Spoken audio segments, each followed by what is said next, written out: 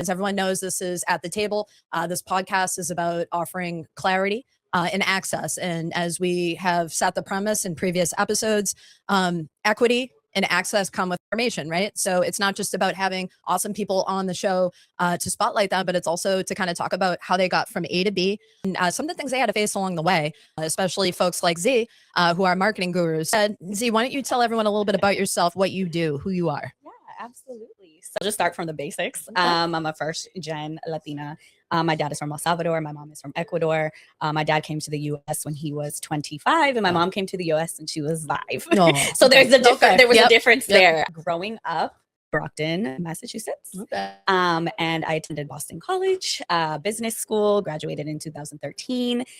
First job at college was actually in sales, which how was that? Marketing and sales are not the same thing. I want to say that. No, they're not. They're not. Started working at a professional services firm in 2014. I was there for 11 years as a strategic project manager for various campaigns that dealt with like integrated marketing.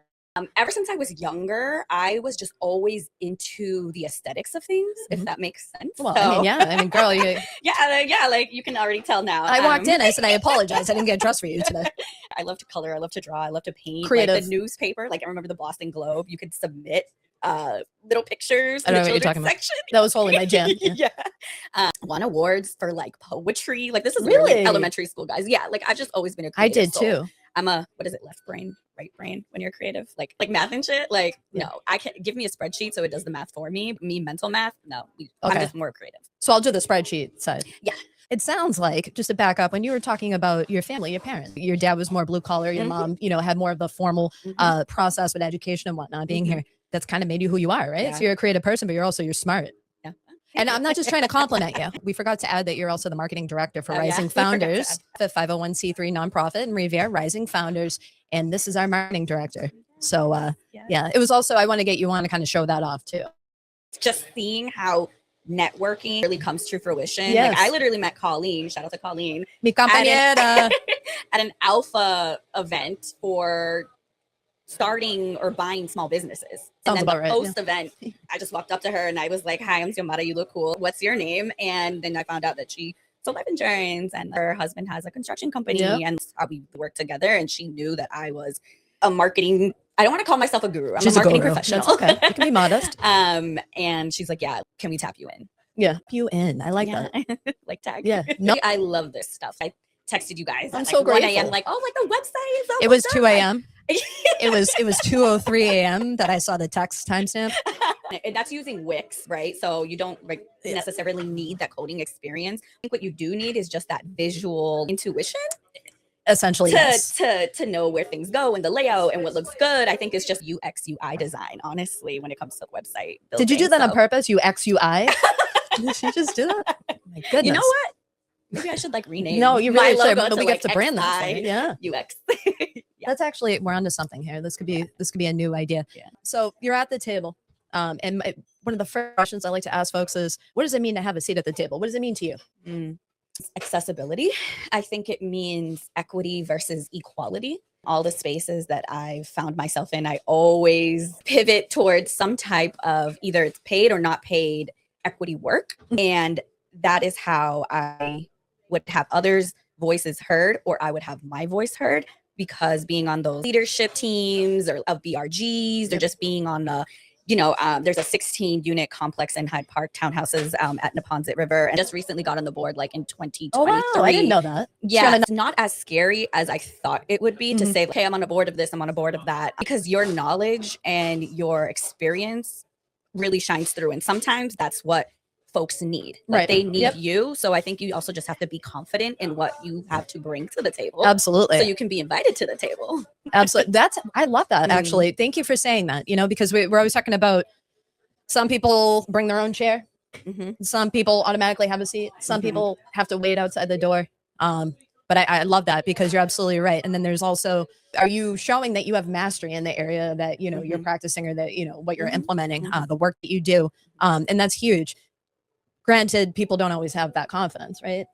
Yes. And so, I had to work on it. Yeah. Well, tell us a little bit about that. I mean, you don't have to, go through all the cobwebs, so to speak, but like, were you always so confident? No. Yeah. You would never think that I did not like public speaking because I'm so social. I have a lot of friends. I have a really big social life. She's a married I'm woman there. with a beautiful baby, just so you know. Yeah, but she still also- does it. God bless Also, you. yes, I have a great village and a good support team. So shout out to them. Yeah. Do I really belong here? Mhm. I mean, Yeah. everybody has imposter syndrome. Mine was 10 times because I graduated from the business school, but I didn't study finance or accounting. I BC, studied though. marketing. BC, that culture, you know? The reason that I also was at BC is because of this equity program. It was called Oh. Options Through Education. Okay. Because I came from a underserved community. It was in Brockton, but still had grades and really great SAT scores. And they still wanted to see how a summer of taking some classes would just help boost the rest of the trajectory of my college career. Right. So it's like you get a head start. Mhm. So again, the equity piece, Right. where if you don't come from maybe a more affluent background or Right. access to those different college prep classes or just things like that, Yeah. this was a way to kind of level the playing field. So Yeah. like those equity programs Yeah. really helped. Internship programs was inroads, and that allowed me to have paid internships during the summer while I was in college, and they centered around providing that access to underserved communities. Wow. Okay. So I had paid internships where usually internships aren't paid and folks have to Yeah. not work a corporate or get corporate exposure Right. because you have to go work That's in the nice. summer. Yeah. This was a way for us to get that corporate exposure and to also get paid. And so like that would inroads amazing. another nonprofit. Like, but then in turn, I'm also thinking like, well, does that mean that like I shouldn't be here? Blah, blah, blah. So there's always So that those in the back questions. of my, yeah. Why do you think you have those questions? I'm just curious. I think just not being surrounded or not seeing enough of me. Right. Predominantly ex corporation. Yep. When I first started working in corporate, I was the only Latina on my floor. So that was interesting. Yep. Yep. And then it wasn't until I found out about BRG groups. Yes.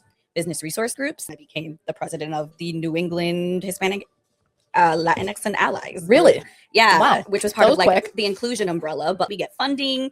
Let's partner with Alpha. Yes. Let's build these development programs. Like let's build community. Let's put on happy hours. Let's just like meet others like us and build that community so we could help each other and bounce ideas off of each other. Like I just wanted people to find their people, and maybe, you know, if they were going through the same things that I was going through, that imposter syndrome, that little like voice in the back of my head thinking that you don't belong, you can find comfort.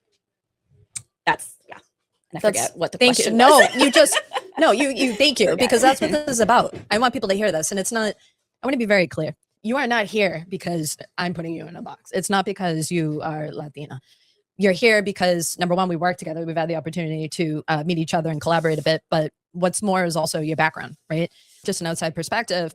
I see someone that, you know, has worked hard to get to where they are, has mastery and acumen in many of those areas very well. But I know that it probably wasn't that easy. And I'm not saying like, oh, you know, you had to climb a million mountains to get to school that day. But what I'm getting to is that, you know, people see something, and you're a marketing person. You see something, you see a brand, you see it. If it looks good, it's appealing.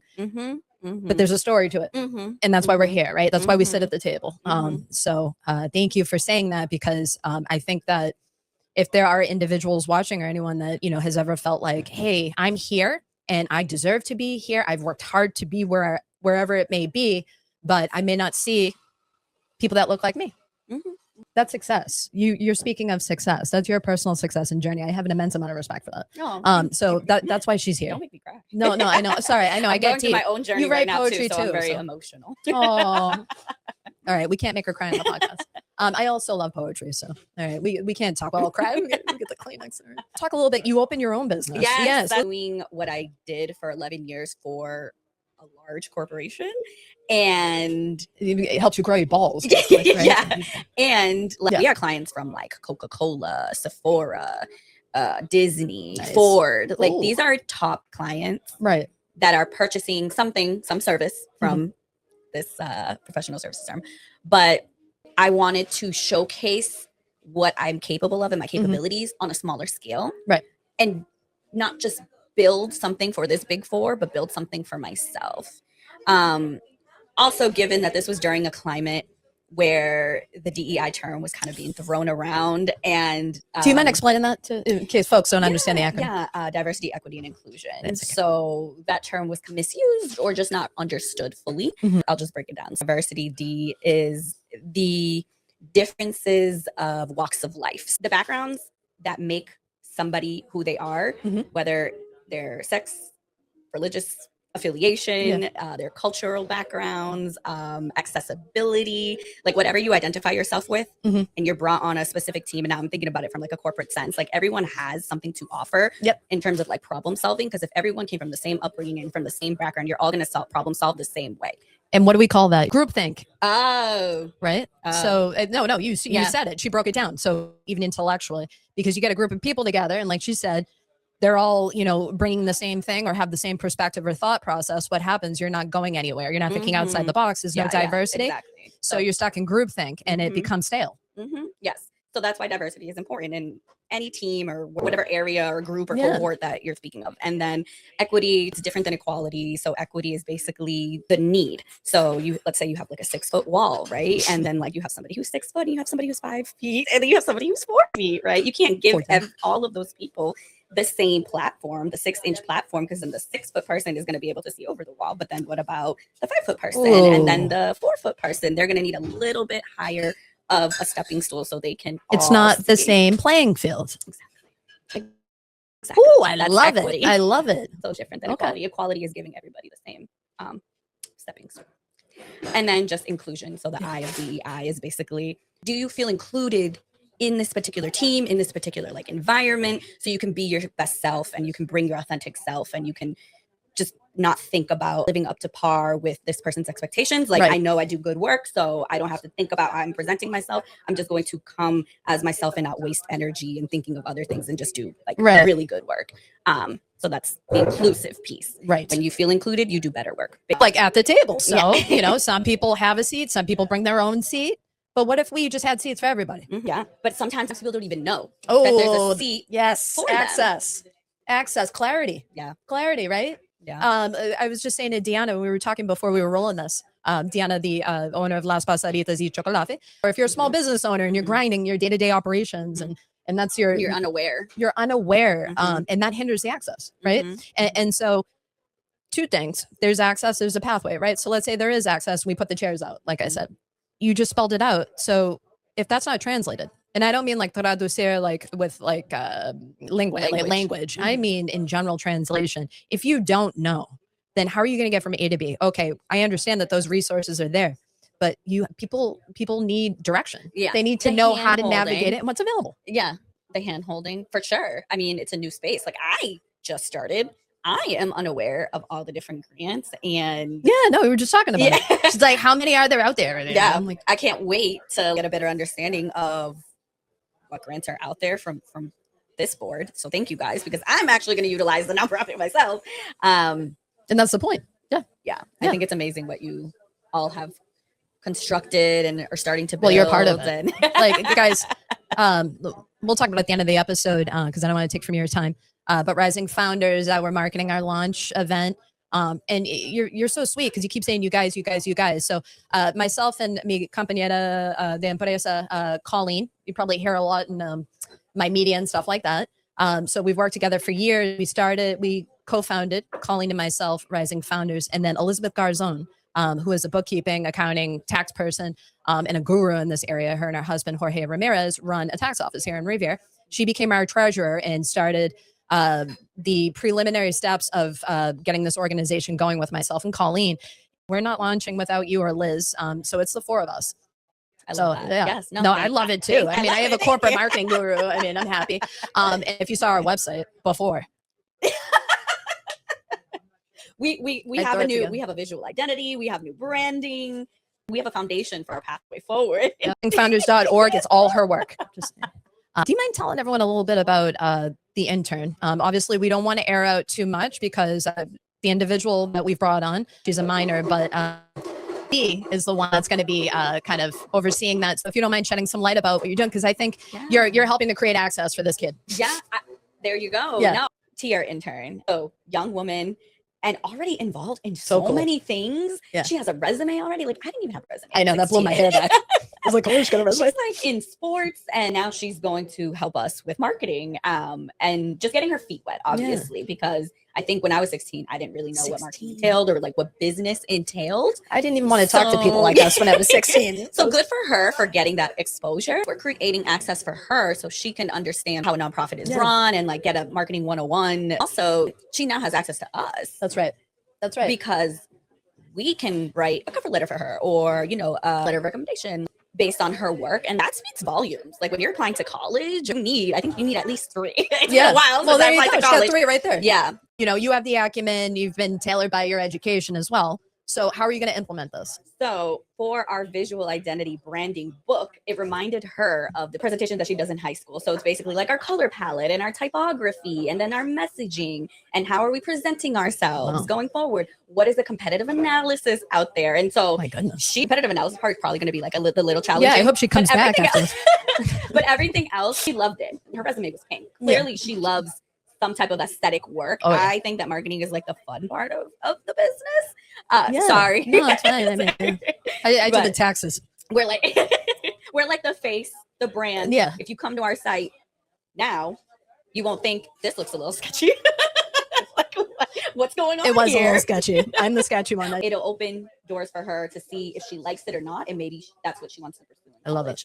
So I'm happy to give her that rundown. In my last role at this Big Four, we paid thousands to a UK marketing agency to create a VI, like this visual identity branding book, which is literally just like, these are the shapes that we're going to use, and this is the typography, and this is the color palette. This is everything that you need to stick to, your guardrails. These are your guardrails, so then you're not choosing random colors for your flyers and for your graphics and for your website, and everything has like meaning.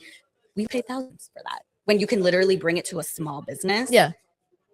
If you have that insight. So my preliminary degree is in psychology. Okay. It was undergrad, but still, so hearing everything that you're saying, like much in business, right? So it's interpersonal and it's having, you know, a certain level of social acumen, right? And talking to people and relationships. When we talk about marketing and branding and everything you were just talking about, even just like the VI, the visual, and having that index. I mean, it's not simple, right? And you have the acumen to do that, but the psychology of it, there's a interpersonal kind of sociological aspect as well. You have to align with what your audience wants, right? And you have to attract people. Correct. So did they talk a lot about that? Like how to connect with or how to actually, do you mind sharing a little bit on it? Take psychology. I figured 101 to 104 psychology sync marketing courses to understand consumer behaviorism and how how people react to content and stuff. The whole process behind somebody actually taking action. You can keep promoting, and if somebody doesn't bite, doesn't mean like they're not there yet. You kind of just have to nudge them, and this is all like the psychological part. Show them either this is a pain point, this is why I need this. Right. I'm an expert in this field, so you need me. Or you hit an emotional area where it's like, if I don't do this, then Y is going to happen to me. Right. And we're not selling anything. Right. I was just going to say, but that's it's still, how do you get folks to translate into a participant in your program? Right. Why do they need this? If I don't do X, this is going to be Y. And they're the experts, so that's why I need them. Even the video on our website, header banner. Yeah. Go check out that banner. It's literally a woman proud, and there's folks clapping behind her. So it evokes emotion as to why you should have rising founders as your support, why you should be part of this, because you're starting something, you're established, or you're starting something, you have an idea. You come to us, you're going to feel like that too. Yeah. It's a tidbit, but it stays ingrained in your brain when you see a video like that, and it compels you to, hey, maybe I do want to sign up. Yeah. Here at Chocolafi, you met Diana.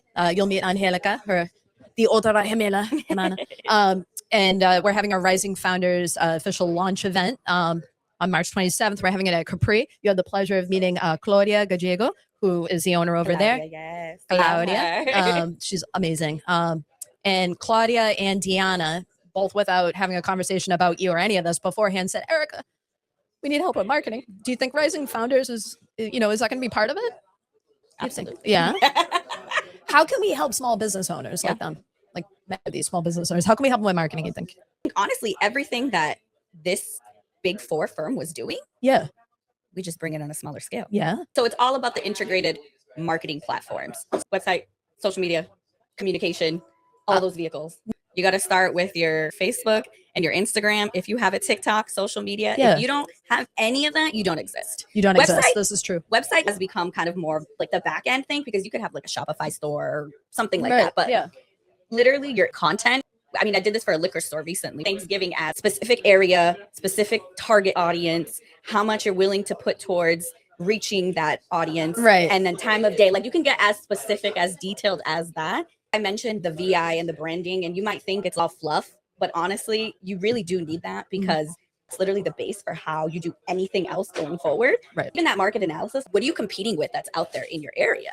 Right. Are you aware of your competition? Yes, Are you aware of the market? How are you going to get the step up or the leg up? Or like, this person's doing this, maybe we should try that. Or maybe we should promote our service that is actually than that. Right. You never know that if you don't do that research. So my consulting firm also will do that research for you, and literally tracking your KPIs and your OKRs. And those are two totally different things. Who is your person that is dedicated to understanding your key performance indicators in terms of like social media? Spelling out the acronyms for you guys.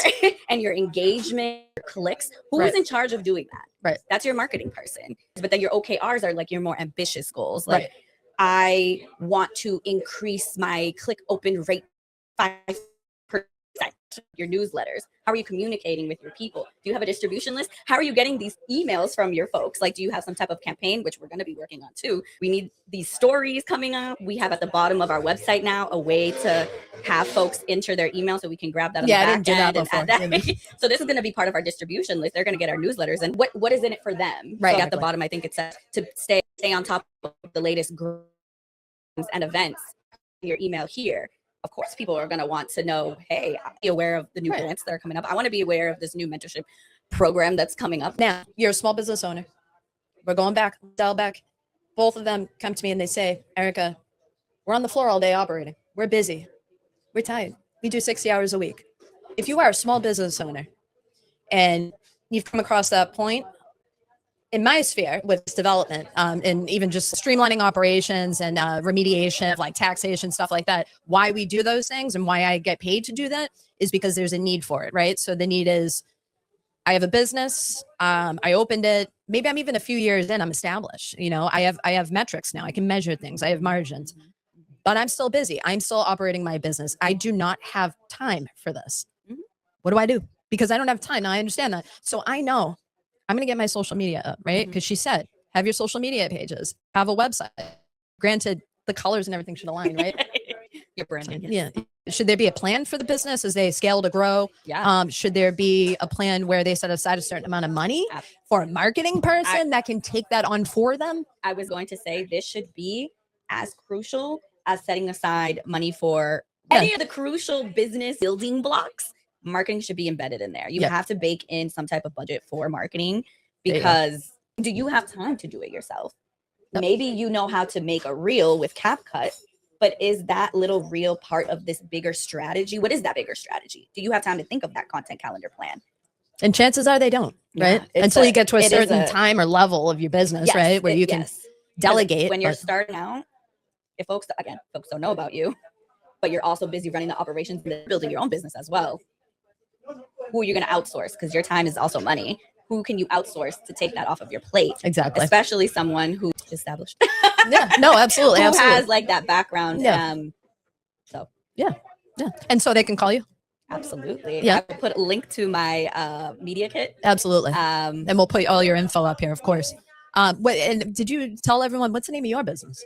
So we have 2 days under Matthews Consulting Solutions. Ooh. One, obviously, we just talked about in my marketing firm, XDezigns. So there's a portfolio and a media kit that I've built that shows you a little bit of work that I've done in corporate and graphic design and website design, events that I've attended, events that I've built from scratch, multi-million-dollar campaigns. So that's my portfolio. And then I have a media kit that shows, all right, if you want tier 1, tier 2, tier 3, those are all at different price points, obviously.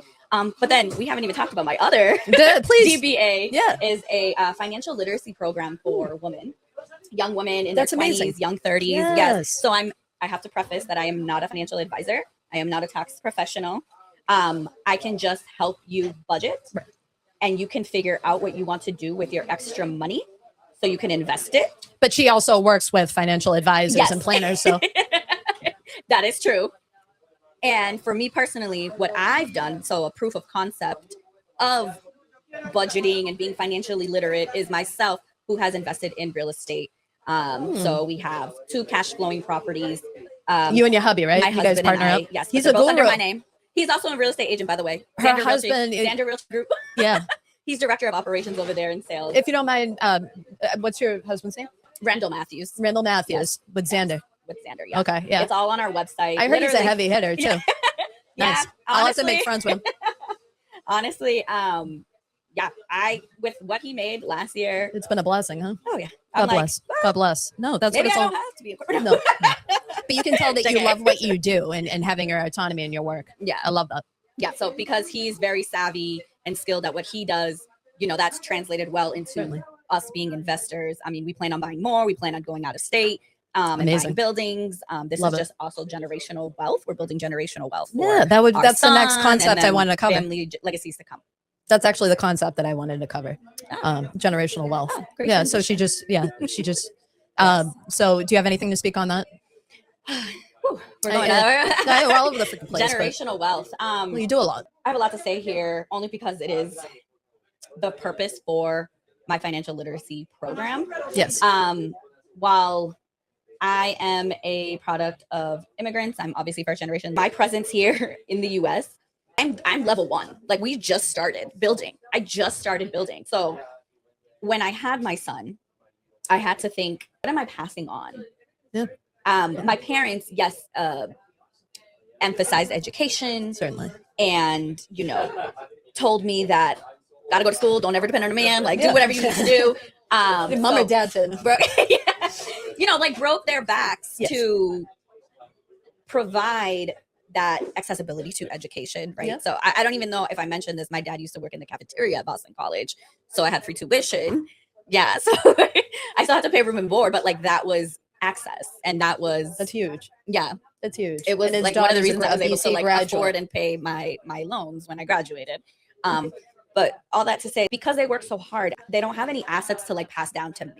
I don't need anything. They provided enough in terms of energy, and support, of course. But what am I going to do then to carry it forward? So they landed. I'm born here. I'm starting from here. I've built myself up to here. I have my son. Now my son is going to have X, Y, Z, right? And that's how legacies and generations continue to grow. But you do have to invest your money, which is what my program teaches. Yeah, you can invest in the stock market, as you should, get a financial advisor, look into mutual funds and ETFs or the hot stocks right now, but I'm not a financial advisor. Especially if you're a pre-retiree, that whole mid-time, you should have some volatility in your portfolio. I won't get into it, but diversifying is essential. Market risk and some exposure is essential to gaining money in the market. But please. But all that is about investing your money. Or if you're investing in real estate, right? You need to buy an asset. Even buying blocks of gold, that's an investing. It's an investment. You got to give a little there. Yeah. But if you're spending your money on this luxury car and these luxury bags and these material things and the latest, I don't know, sweatsuit or sneakers or heels that are coming out, what ROI is that giving you? And I'm not no shade, because I like those things too. I love luxury things. I love luxury vacations and stuff, but you got to have something that kind of pays for it. What is the long-term vision? Exactly. Yep. I love it. You're hitting on all the important concepts of planning, right? And knowing that, wow, that's so huge. Respect to your father, by the way, because you got free tuition. Yeah. But you still had to work your butt off. Yeah. What a blessing, huh? Oh, the universe has blessed me. Yeah. That was a really big blessing, because after college I lived at home and then I paid off it wasn't as astronomical as it would have been. There was an opportunity for you, but that doesn't always mean you'll take that opportunity and ride it, right? And bring it all the way to fruition. You brought it all the way to fruition, right? So respect to your parents who are hardworking. Respect to you for bringing that ladder of generational wealth up another increment, if not more, because you're setting the precedents and the precedents for your son and your children. That's huge. This is what this podcast is about. It looks good. I mean, she's got a great pink, and great heels, and and then we can talk about our titles and we can talk about, our accomplishments and accolades, but there's A to B, and there's, It's understanding how you get from A to B and knowing that, you know, there's access out there. But I still, you know, I like to have these podcasts to talk about it because I feel like there needs to be more clarity. People need more information. So thank you. Yeah. Thank you for inviting me, and happy that I could share some nuggets, whatever the random nuggets I dropped. Hopefully they were helpful in some way. She claimed a few times she's going through an emotional state right now, so she might cry. No. But with that said, we'll wrap up a little bit. But first, I mean, I want to leave it to you. If there's anything you want to drop a line on, please, this is for you, please. Yeah, real quick before we do drop, you do mention point A to B, and for me, getting to B was because of those equity opportunities. And again, equity isn't about equality. It's not about giving the same thing to everybody. It's about meeting them where they're at. Ooh. So all these nonprofits have helped me. And look at that. And this nonprofit is going to help you. Boom. That's right. That's right. And so it's full circle for you. Yeah.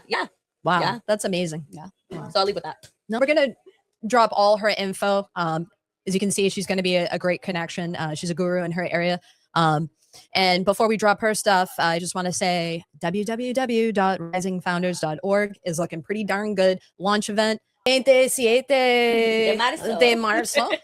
Perdón, gringa. But I try. And then, yeah, so thank you. Thank you for being here today. Thank you.